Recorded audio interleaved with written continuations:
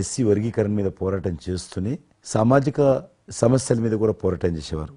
దివ్యాంగులకు పెన్షన్ పెంచాలని ఆయన తిరుగుతున్నప్పుడు ఈ అనేక జిల్లాలలో గుండె జబ్బులు ఉన్నటువంటి పిల్లలు జన్మించేవాళ్ళు. వాళ్ళకు ఆ రోజు ఒక ఆపరేషన్ చేయాలంటే 10 లక్షలు, 12 లక్షలు, 13 లక్షలు అయ్యేది. పేదవాళ్ళకి అది అవకాశం ఉండేది కాదు. చాలామంది చనిపోయేవాళ్ళు కూడా. అప్పుడు రాజశేఖర రెడ్డి గారు ముఖ్యమంత్రిగా ఉన్నారు. మేము ట్యాంక్ బండ్ కింద అంబేద్కర్ భవనం ఉంది, అక్కడ మీటింగ్ పెట్టుకున్నాము. ఒక 3000 మంది పసిపిల్లలు వాళ్ళ తల్లిదండ్రులు వచ్చారు. మీటింగ్ అయినాక ఆ మీటింగ్లోనే ఒక అబ్బాయి చనిపోయాడు. ఇప్పుడు ఏం చేయాలి సేమ్ అబ్బాయి అంతే వచ్చాడు, చిన్న పసిబాబు అందే వచ్చాడు, అబ్బాయి చనిపోయాడు. మేమేం చేసినాం, నేను మందకృష్ణ గారు కలిసి నేను కూడా ఉద్యమానికి వెళ్ళాను. ఆ అబ్బాయి డెడ్ బాడీ పట్టుకొని అంబేద్కర్ ట్యాంక్ బండ్ నుంచి అంబేద్కర్ విగ్రహం దగ్గరకు వచ్చాం. మాతో పాటు ఆ పసిపిల్లలందరినీ తీసుకొచ్చాం. 3000 మంది పసిపిల్లలు అంబేద్కర్ ట్యాంక్ బండ్ దగ్గర అంబేద్కర్ విగ్రహం మొత్తం ఆ పిల్లలు వాళ్ళ తల్లిదండ్రులు కూర్చున్నాం, డెడ్ బాడీ పెట్టుకొని కూర్చున్నాం. ఎట్టి పరిస్థితుల్లో రాష్ట్ర ప్రభుత్వం వీళ్ళందరికీ కూడా ఉచితంగా చిన్నపిల్లలందరూ కూడా ఆపరేషన్ చేయించాలి, ప్రైవేట్ హాస్పిటల్లో కానీ ఎక్కడైనా వాళ్ళ ఇష్టం చేయించాలి, వీళ్ళ ప్రాణాలు కాపాడాలని డిమాండ్ తోటి కూర్చున్నాం. 11 గంటలకు కూర్చున్న తర్వాత రాజశేఖర రెడ్డి గారు దురదృష్టం ఆ రోజు ఢిల్లీకి వెళ్ళిపోయాడు. ఢిల్లీలో ఉన్నాడు. బట్ ఢిల్లీ నుంచే ఫోన్లో మాట్లాడాడు. మాట్లాడి నేను తర్వాత ఆలోచిస్తాం, మీరు అట్లా చేయొద్దు, ఎందుకంటే మమ్మల్ని లాఠీ చేయడానికి వీలేదు, పసిపిల్లలు, గుండె జబ్బులు ఉన్న పిల్లలు, మమ్మల్ని నెట్టేయడానికి వీలేదు పోలీసులో కూడా విచిత్రమైన పరిస్థితి, ఆందోళన, ఉద్యమం చేస్తున్నాం. మేము చాలా డెడ్ బాడీ పెట్టుకొని ఉన్నాం. ఏం చేయాలో పోలీసులకు తోచది. ముఖ్యమంత్రి గారు అన్నప్పుడు రాజశేఖర్ గారు మా మెడ మీద కత్తి పెట్టి మీరు రక దబాయిస్తున్నారు, ఏమని అనుకోండి సార్, మీరు కృష్ణ గారు చాలా గట్టిగా ఉన్నారు, ఏమని అనుకోండి, మీరు ఎట్టి పరిస్థితుల్లో ఇది చేయాలని చెప్పి మేమిద్దరం కదలాలి. రాత్రి ఆల్మోస్ట్ 10 o'clock మళ్ళీ ముఖ్యమంత్రి గారు ఫోన్ చేసి మీరు మాట చెప్పడం కాదు ఆర్డర్ రావాలను. వీళ్ళందరికీ ఫస్ట్ మేము రాష్ట్ర ప్రభుత్వం తరఫున గుండె జబ్బులు ఉన్నటువంటి పిల్లలందరికీ ఎంత డబ్బు అయినా ఖర్చు అయినా సరే మేము ఆపరేషన్ చేయిస్తానని చెప్పి ఢిల్లీ నుంచి మాట ఇచ్చి ఆర్డర్ తీసి మా చేతులు పెట్టినాక మేము పిల్లలందరినీ తీసుకొని వెళ్ళిపోయినాం, ఫస్ట్ పిల్లలు వాళ్ళ తల్లిదండ్రులు.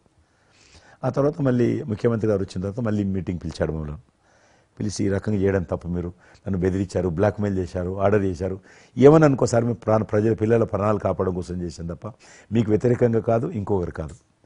అందులో బాబు చనిపోయాడు. తర్వాత ముఖ్యమంత్రి ఆలోచన చేసి డాక్టర్లను పిలిచి ఎట్లా చేద్దాము, అప్పుడు సర్వే చేయించాడు. వాళ్ళు గ్రామ పంచాయతీలో సర్వే చేస్తే 2 లక్షల మంది పిల్లలు ఉన్నారు ఒక్క ఆంధ్రప్రదేశ్లోనే. ఉభయ రాష్ట్రాల్లో గుండెకు జబ్బు హోల్ ఉండి పుట్టినటువంటి వాళ్ళు 2 లక్షల మంది పిల్లలు ఉన్నారు. ఇంతమందికి నేను ఎట్లా చేస్తా అది ఇదని మళ్ళీ సర్వే వచ్చిన తర్వాత వెరిఫికేషన్ వచ్చిన లిస్ట్ తీశాడు, అంచనా వచ్చిన తర్వాత అప్పుడు ఆయన ఇన్సూరెన్స్ ఏదైనా చేద్దామా అని, ఆయన డాక్టర్ కదా ఒరిజినల్గా, ఆయన డాక్టర్ వృత్తి చదువుకున్నది MBBS అయినా, ఆయనకి ఈ విషయం బాగా తెలుసు కాబట్టి ఏం చేద్దామని ఆలోచన చేసి అప్పుడు ఇన్సూరెన్స్ పథకం ఆ పిల్లల కారణంగా, గుండె జబ్బులు ఉన్నటువంటి పిల్లల కారణంగా ఆ 2 లక్షల మందికి పిల్లలు ఇన్సూరెన్స్ చేయాలన్న వచ్చినటువంటి ఆలోచనే ఈ ఆరోగ్యశ్రీ పథకం. అలా మీరు ఇనిషియేట్ చేసినటువంటి ఈ ఆరోగ్యశ్రీ కానివ్వండి, ఇది నిజంగా ఇలాంటి సామాజిక స్పృహ అనేది రాజకీయంగా ఆలోచిస్తే వచ్చేది కాదండి. ఇది మానవతా విలువలతోటి మానవత్వంతో ఆలోచించారు కాబట్టి ఈ రోజున అది సఫలీకృతం కాగలిగింది. భారతదేశంలోనే అది ఒక అందరూ ఆచరించేటువంటి గొప్ప పథకం అయింది. అది ఎంతమంది లబ్ధి పొందుతారో వాళ్ళందరూ బ్లెస్సింగ్స్ మీకు ఉండాలి. అసెంబ్లీలో ఉండగా నాకు ఒక రిప్రజెంటేషన్ ఇచ్చారు.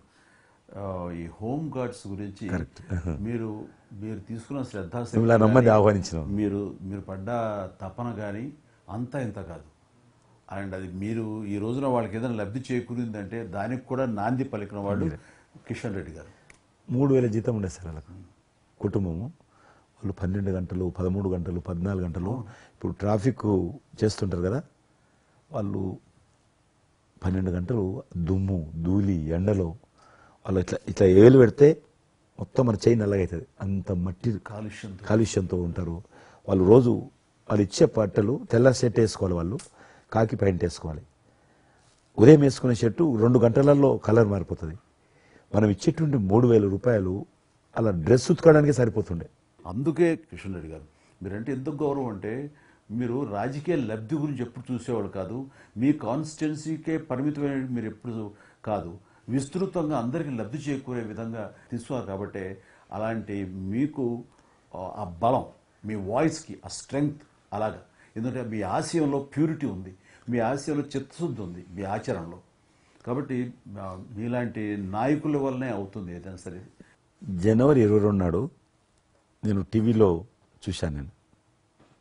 మీరు అయోధ్యలో రామమందిర నిర్మాణంలో మీ దగ్గర కెమెరాలు పెట్టడము, మీరు కామెంట్ చెప్పడము, మిమ్మల్ని పిలవడము, మీరు పోవడము, మీరు ఆ రోజు టీవీలో దేశమంతా అన్ని టీవీలు మాట్లాడాయి.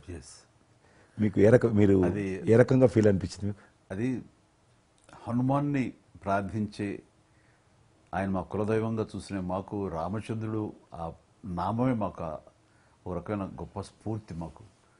అలాంటి రాముడు మమ్మల్ని ఆహ్వానించినట్టుగా అనిపించిందండి. అది అక్కడ 500 సంవత్సరాలుగా ఎన్నో ఇక్కడ ఉన్నటువంటి ప్రాబ్లం అనేది